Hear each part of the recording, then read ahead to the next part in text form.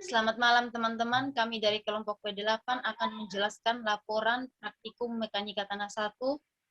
Sebelum kami menjelaskan, kami akan memperkenalkan nama kelompok. Saya sendiri, Dewi Hartini Gale, NBI 145,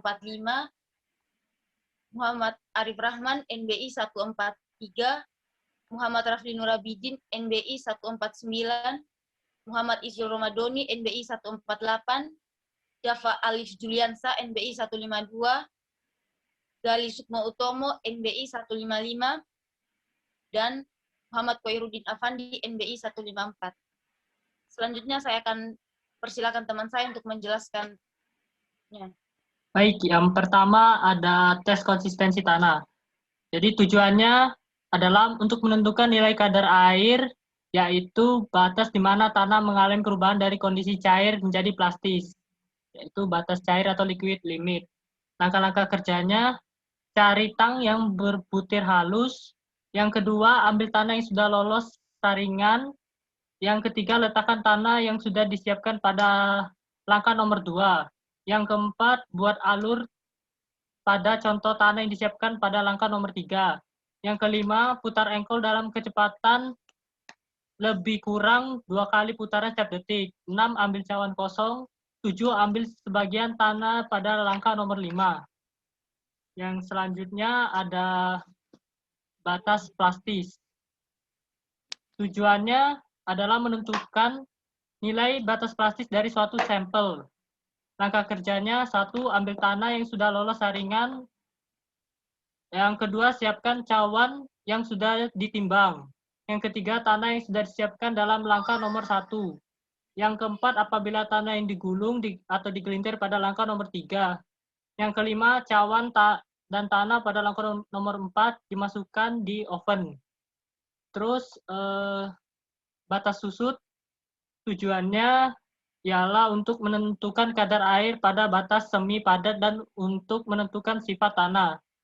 Yang pertama, langkah-langkah kerjanya, ambil tanah yang sudah lolos saringan. Yang kedua, timbang mangkok. Yang ketiga, ukur volume dari mangkok.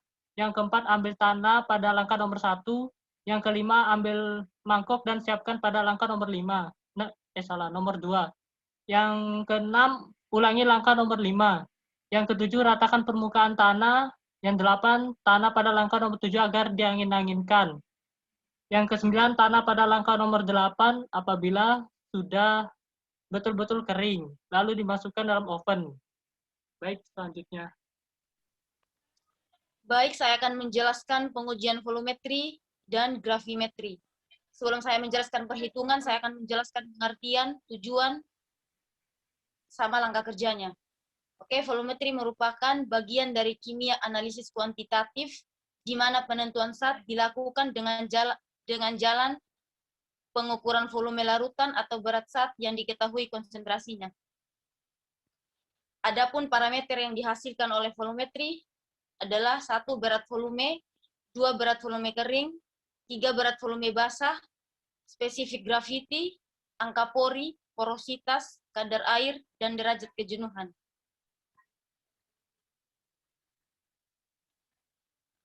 Tujuan daripada pengujian volumetri adalah menetapkan berat volume dan beberapa contoh tanah. Yang kedua, menetapkan berat basah dan beberapa contoh tanah.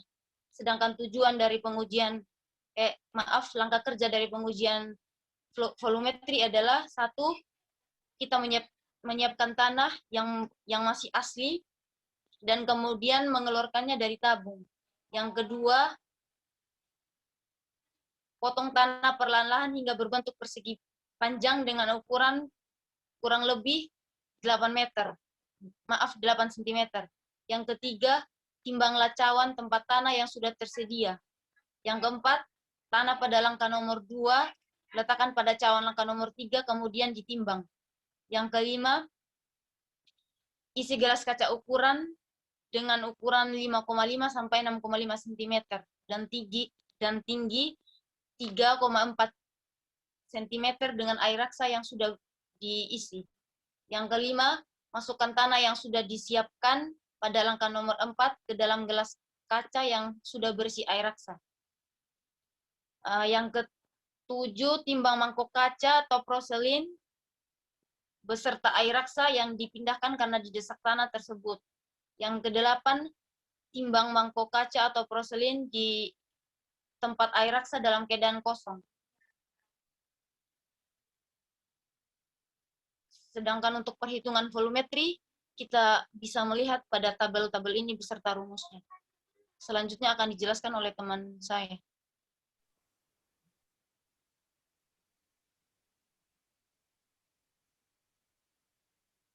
Oke, selanjutnya saya akan menjelaskan tentang analisa gradasi butiran. Analisa gradasi butiran adalah penentuan presentasi berat butiran agregat yang lolos dari satu set saringan, kemudian angka-angka presentasi digambarkan pada grafik bagian butir. Tujuannya untuk memperoleh distribusi besaran atau jumlah presentase butiran baik agregat halus maupun agregat kasar. Distribusi yang diperoleh dari ditunjukkan dalam tabel atau grafik. Untuk peralatannya, satu timbangan dan neraca dengan ketelitian 0,2%. Yang kedua, satu set saringan. Yang ketiga, oven. Yang keempat, alat pemisah. Yang kelima, mesin penguncang. Yang keenam, talam-talam. Yang ketujuh, kuas, sikat kuningan, sendok, dan alat-alat lainnya. Selanjutnya, langkah kerjanya akan saya berikan ke teman saya. Baik, saya akan melanjutkan tentang langkah kerjanya. Langkah kerjanya yaitu yang pertama, cari contoh pasir kerikil dengan diameter lebih besar sama dengan 4,75 mm. Saringan itu menggunakan nomor 4. Apabila contoh masih basah, supaya di oven dulu supaya kering. Yang kedua, ambillah contoh tanah pada langkah nomor 1, sebanyak 100 gram. Yang ketiga, pecahkan gumpalan-gumpalan tanah dengan menggunakan palu karet hingga butir-butir material tersebut terpisah tetapi tidak hancur. Yang keempat, tentukan berat setelah dihancurkan, beratnya 15 gram. Yang kelima, susunlah nomor ayakan sesuai nomor ayakannya. Yang keenam, masukkan tanah yang telah disiapkan pada langkah nomor 4 ke kedalaman ayakannya yang telah disusun. Yang ketujuh, letakkan saringan yang berisi tanah pada langkah nomor 6 di mesin penggoncang dan kerasilah baut-bautnya, kemudian goncangkan ayakan hingga 10-15 menit. Dan ini adalah perhitungan data spesifik gravity atau GS. Next. Baik, selanjutnya akan dilanjutkan oleh teman saya. Saya akan lanjutkan yaitu tentang tes pemadatan tanah atau faktor tes. Tujuannya adalah untuk menentukan hubungan antar kadar air dan kepadatan berat volume kering tanah apabila dipadatkan dengan tenaga pemadatan tertentu berdasarkan jumlah tenaga pemadatan. Selanjutnya adalah alat dan bahannya. 1. Cetakan besi berbentuk silinder. 2. Penumbuk dengan berat dan tinggi jauhtur 5,5. 3. Timbangan dengan ketelitian 1 gram kapasitas 20 kg. 4. Timbangan dengan ketelitian 10 gram. 5. Lengser. 6. Jack dongkrak extender. 7. Penggaris besi. 8. Ayakan nomor 4. 9. Cawan. 10. Oven. 11. Gas ukur. Lalu langkah-langkah kerjanya. 1. Ambil contoh tanah kering sebanyak 2-3 kg dan pecahkan semua gumpalan-gumpalan. Kedua, tambahkan air pada tanah di dalam lengser dan campur hingga merata.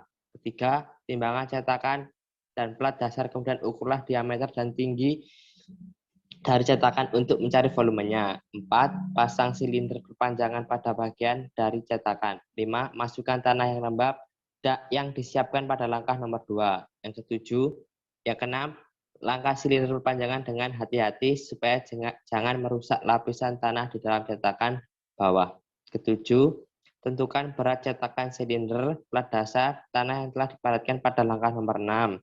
8. Siapkan cawan yang kosong dan timbangan umpamanya beratnya C sama dengan C gram. 9. Keluarkan contoh tanah dalam cetakan pada langkah nomor 7. Ke-8, selanjutnya ditimbang umpama beratnya sama dengan D gram. Selanjutnya supaya dimasukkan ke dalam oven dengan temperatur 105 derajat. Ke-10, pecahkan gumpalan-gumpalan tanah yang telah dikeluarkan dari cetakan pada langkah nomor 9. Ke-11, ulangi urutan pelaksanaan nomor 4 sampai dengan 10 sampai tercapai kepadatan maksimum lalu uji. ke-12 telah dipadatkan tanah yang di oven pada langkah nomor 9 sudah kering agar dikeluarkan dari oven, kalau sudah dingin baru ditimbang. Ke-13 dari sebagian tanah yang sudah kering agar dilakukan pengetesan harga GS-nya. Yang ke-14 gambar grafik antara YC dan WC dengan mengubah titik yang diplot. 15 gambar YC dan WC kadar air seperti langkah 14. Rembesan dalam tanah, serta menyelidiki permasalahan-permasalahan yang menyangkut pemompaan air untuk konstruksi di bawah tanah. Tes rembesan secara constant head test ini untuk alat dan bahannya yaitu yang pertama silinder constant head, kedua gelas ukur, ketiga termometer, keempat stopwatch, kelima timbangan, keenam pikrometer, ketujuh cawan, ke-8 gelas buret, dan ke-9 atau yang terakhir penggaris atau meteran. Untuk langkah kerjanya sendiri, yang pertama yaitu ukur silinder constant head, yang kedua cari tanah yang diameternya 4,76 mm atau lolos saringan nomor 4 kurang lebih 2 kilo. Tanah yang ketiga, tanah yang disiapkan pada langkah nomor 2 akan dicampur air sedemikian rupa sehingga merata dan dalam keadaan lembab atau tidak boleh terlalu basah agar mudah untuk memadatkannya. Yang keempat, masukkan contoh tanah pada langkah nomor 3 ke dalam silinder yang telah disiapkan pada langkah nomor 1 dan padatkan. Setelah padat dan penuh, ratakan serta mungkin dengan permukaan silinder tersebut dan bersihkan tanah yang menempel pada luar silinder dan tentukan beratnya. Yang kelima, timbanglah cawan yang kosong untuk persiapan mencari WC dari tanah yang disiapkan pada langkah nomor 3. Keenam, ambillah tanah yang telah disiapkan pada langkah nomor 3 dalam cawan yang telah disiapkan pada langkah nomor 5. Kurang lebih 20-30 gram setiap cawan.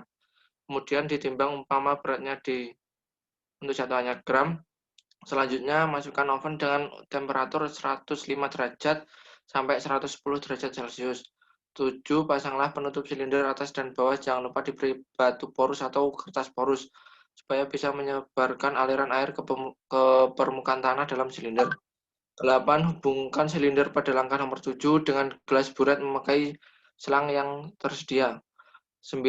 Isilah buret tersebut dengan air sampai penuh, apabila berkurang tambah terus. Lihatlah pada silinder terjadi kebocoran atau tidak.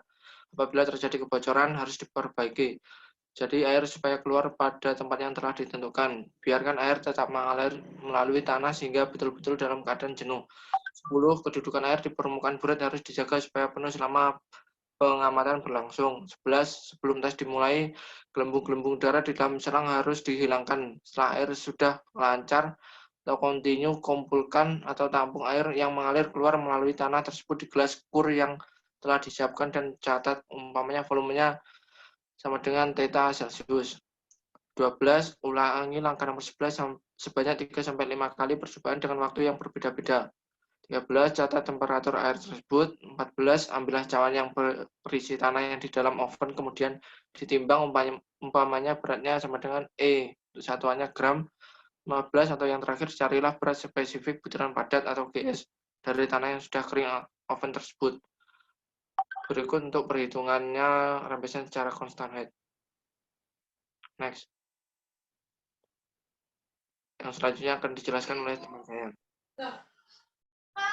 Oke, di sini saya akan menjelaskan tentang dasar teori tes konsolidasi, tujuan dan langkah. Dasar teori konsolidasi adalah peristiwa penyusutan volume secara perlahan-lahan pada tanah jenuh sempurna dengan permeabilitas rendah akibat pengaliran sebagai air pori. Tujuan tes konsolidasi mengetahui berapa lama terjadi penurunan tanah. Isi ring konsolidasi yang telah disiapkan di langkah nomor 2 dengan tanah yang telah disiapkan pada langkah nomor 1 dengan cara menusukkan ring tersebut di dalam tanah sampai penuh dan dilarang memadatkan. 5. Ambil sisa tanah di langkah nomor 1, masukkan ke cawan yang disiapkan pada langkah nomor 3, kemudian ditimbang. Selanjutnya masukkan ke dalam oven dengan temperatur 105 derajat sampai 110 derajat untuk mencari kadar air awal. 6. Ulangi langkah nomor 12 dari A sampai C sampai bebannya tinggal 1 beban yang paling awal diberikan, tidak perlu diambil. Berikut perhitungan nilai WC dari tes konsolidasi. Next.